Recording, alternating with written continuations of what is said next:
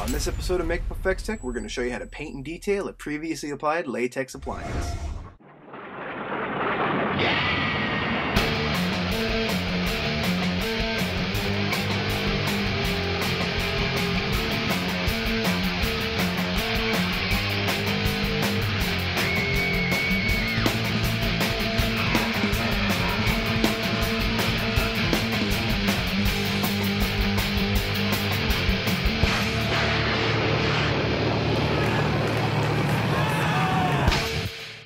Be careful, your safety is important.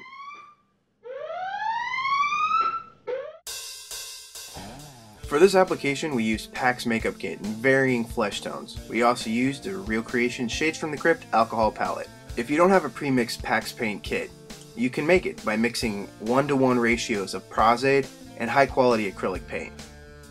You're also going to need various makeup sponges and brushes.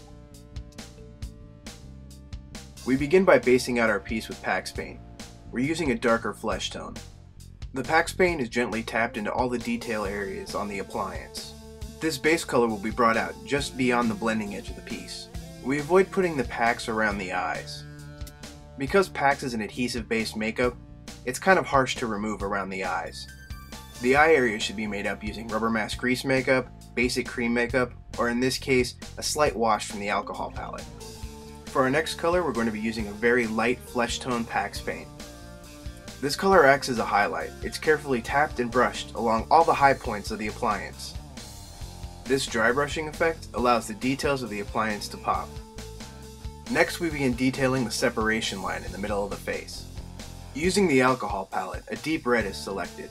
It's very carefully painted along the whole crevice in the center of the face. Certain detail areas along the center line are also given a splash of red. These areas are wiped away to create a staining effect. The red color is also watered down and brushed into some of the deeper folds in the appliance. This adds a nice warmth to the shadow areas and makes it look like blood under the skin. A mid-tone brown PAX paint is tapped over the entire appliance. It helps create a bridge between the two previous colors that were applied. Although covering the entire piece, this mid-tone color is applied in a splotchy and natural way. It creates really great breakup for the skin tone. You're trying to add variation to the overall flesh tone, not cover up your previous work. Multiple red washes of alcohol color are applied to the lips. Thin down washes of blue alcohol color are applied around the eyes and in some of the shadow areas. It's always good to remember that flesh tones are made up of many colors.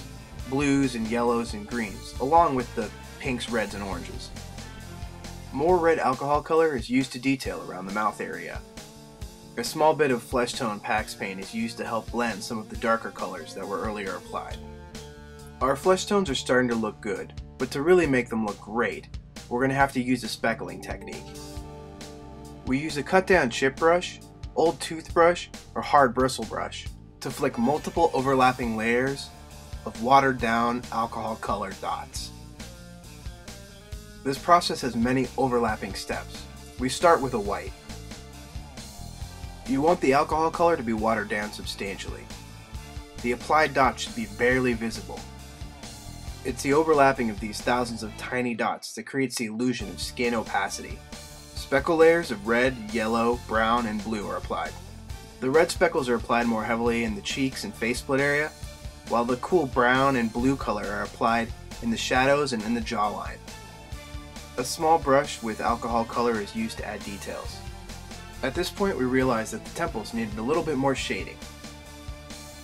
Using a torn up makeup sponge, a dark brown is lightly tapped into the area. A few more passes of shadow and flesh tone speckling help tie the whole makeup together. For the final detail, we're using a small brush and some alcohol color. We've mixed up a dark red, and we're brushing that into little detail areas and crevices of the face crack. And that's it! We have our finished Backwoods Mutant. Keep in mind this was a Halloween style application. If you were doing this for film, you'd want to take a lot more time to work out the details. This has been part 2 of our foam latex application series. Check out part 1 to see how this piece got glued down. Thanks again to friendsbeautysupply.com. For all your makeup and special effects supply needs, friendsbeautysupply.com. Thanks for watching, and please join us at MakeupEffectsTech.com. We're constantly updating with news, reviews, and tutorials from the world of makeup and special effects.